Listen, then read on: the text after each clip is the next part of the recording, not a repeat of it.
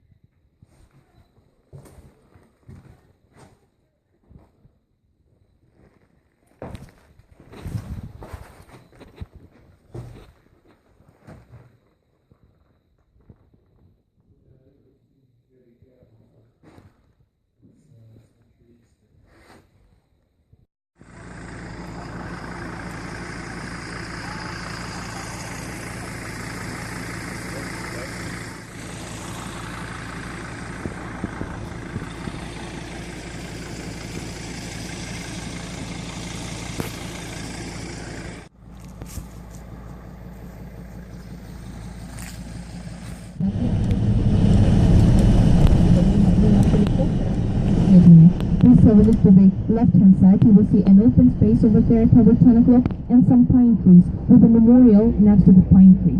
Yeah? Over there.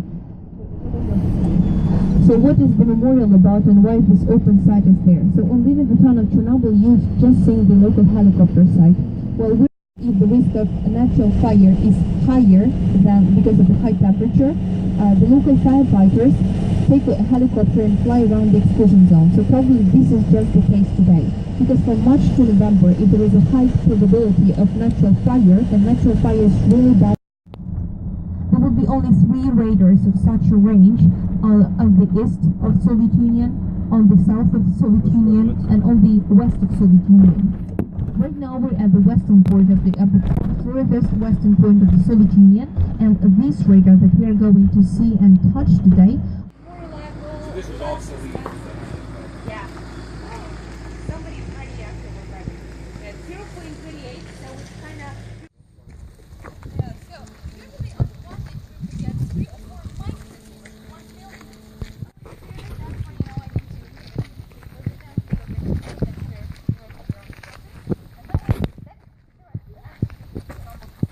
The ones in the civilian zone were 5 or 1 for 4.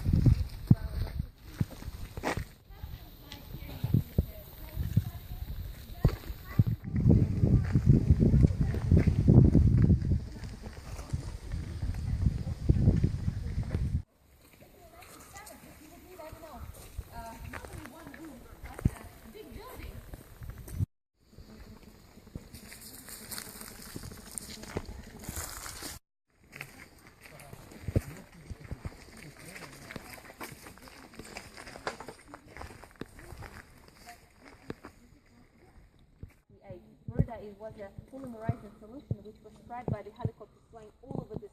Go just about 100 meters further, and you will see that is under a curator. Wildlife really like us to die, you know? Yeah, the radio is really big. Go to Taiwan and back, and that's why we have to operate a curator. Yeah, so now you see they're actually moving that. Pretty impressive, yeah? That's the second one, then. Yeah, and the second one. You see all the, well, those slide radar. What else are they to pick up?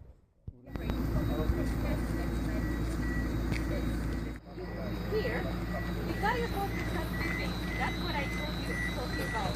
You might have above the soil. Please, first of all, hold your gun, you can't drill it. Well, wait for about 10 seconds or so. 7 is those high that the gamma radiation is much higher. You can explore the site. And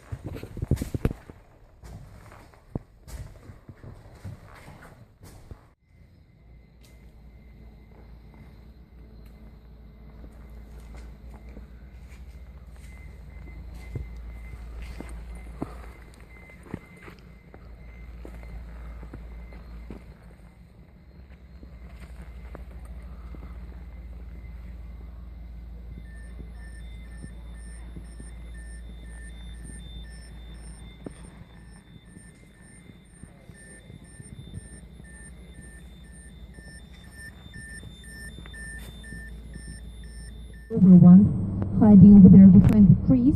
So the high one even had to go wider at the upper point.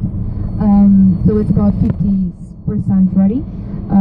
They had to serve units 5 and 6.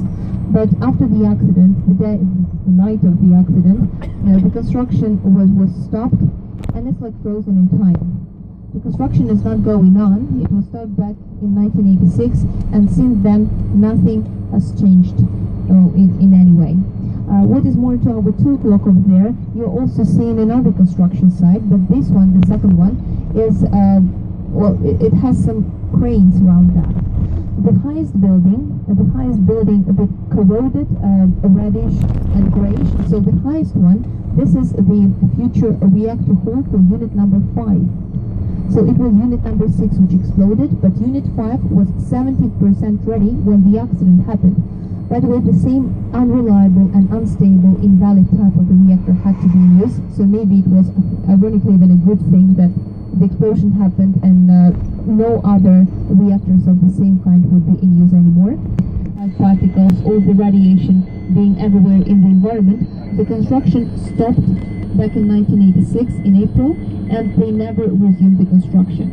Seriously, the administration of the nuclear power plant would hope that by 1989 we would, do something more, we would resume the construction. But for 5 years after the accident, Ukrainian Socialistic Republic had 5-year moratorium on the construction of new nuclear facilities. So for 5 years we said stop, no to nuclear power, but now the most powerful nuclear power plant in Europe is in Ukraine, with 6 nuclear units. So that's the way that we cannot, let's say, abandon for now.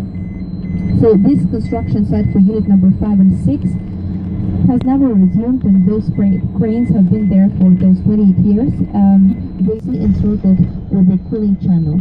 By the way, the cooling channel is now frozen in winter, but till 2000, since one more reactor was working till 2000, the pond was never frozen, even in winter, because they were incessantly generating power, so it was like constant temperature. Now they consume electricity which is produced at other power plants in Ukraine, because they are still switched on the unified system here. So that's a really ironic thing. Till 2075, the power plant is on a decommissioning and then conservation stage.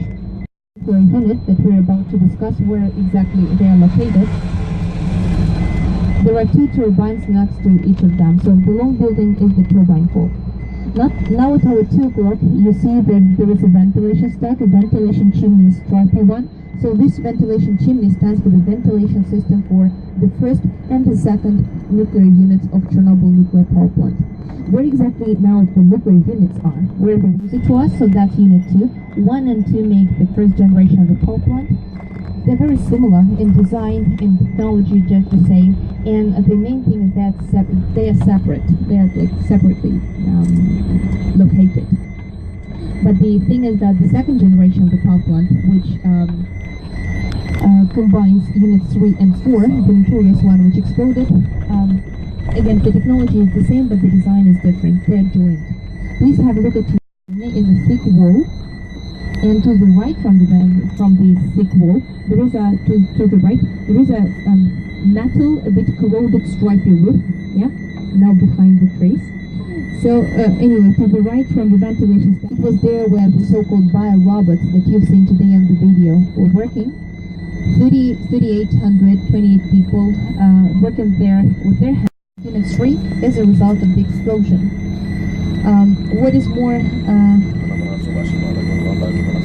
0.8 microsievert per hour. This is almost the same that we just had at the hotspot, right? But it's in the van. We're not opening, just a small openings. We're having just a part of the window is open, but anyway, we're not going into the woods where we do not approach the soil, we do not approach the town. And 1970 is the year of the foundation both for the nuclear power plant and the town of Pripyat. Nuclear power plant or with X-rays professionally, the let's say your yearly level.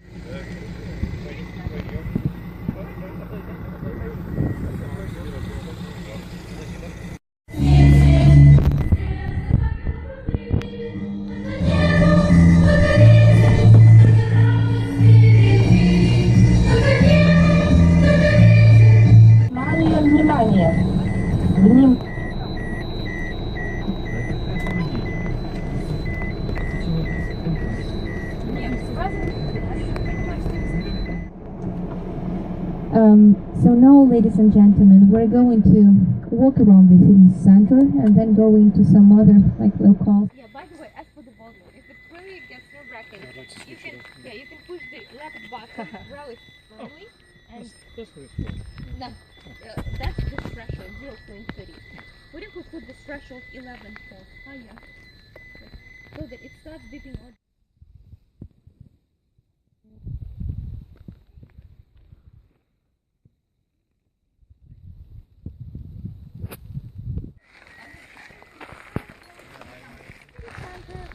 The main square, Lenin Square, was here. And they also say that probably you do remember we were seeing in the video, yeah?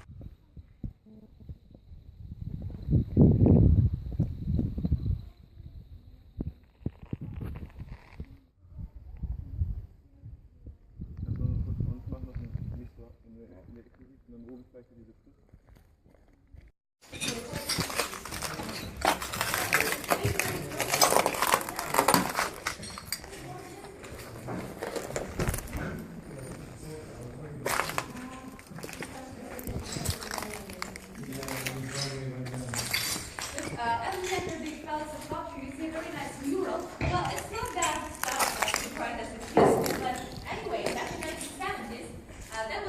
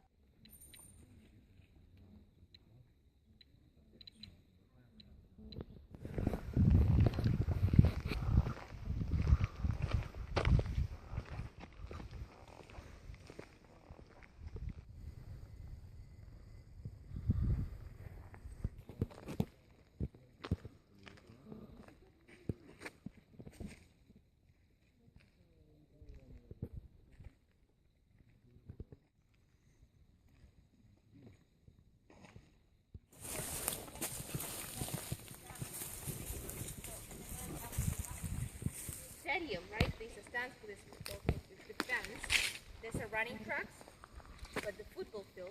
Now, are you getting that? The football.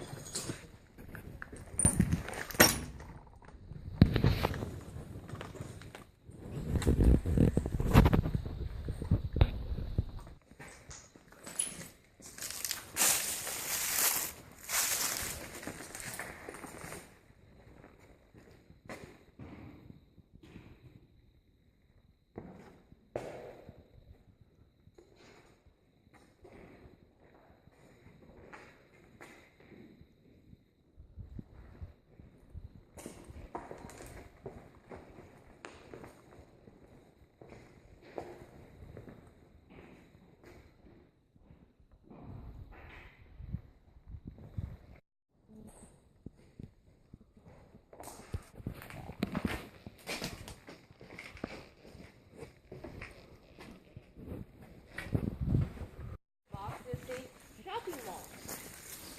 So the mall is that kind.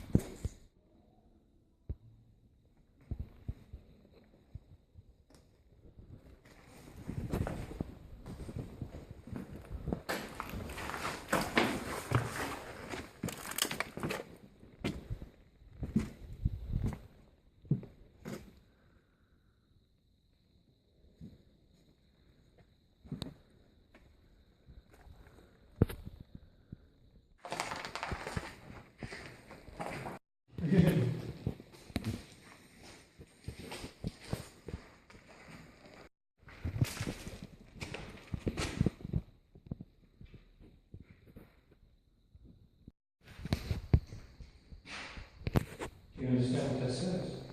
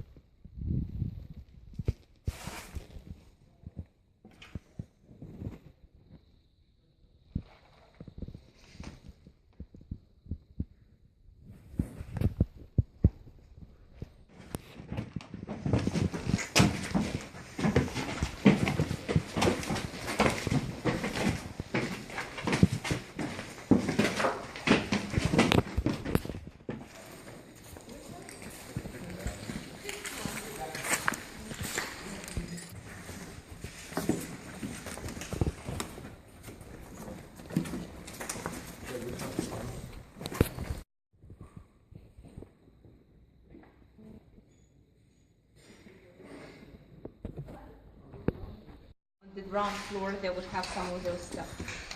Yeah, but now the swimming pool is empty, so all the garbage is there. Well, when stalkers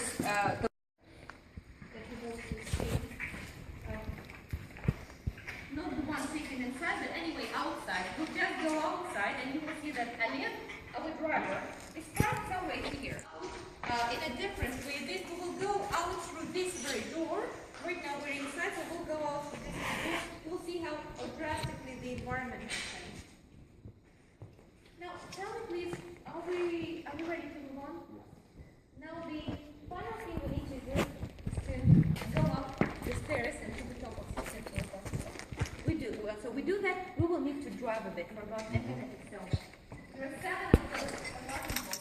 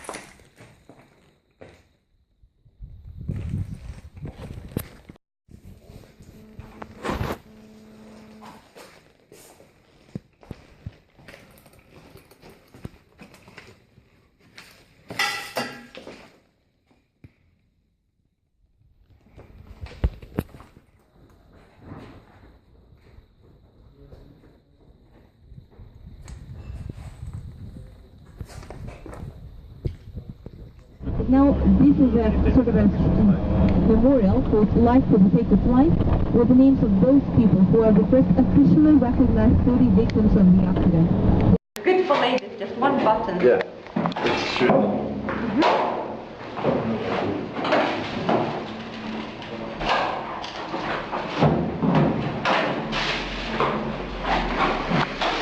Thanks.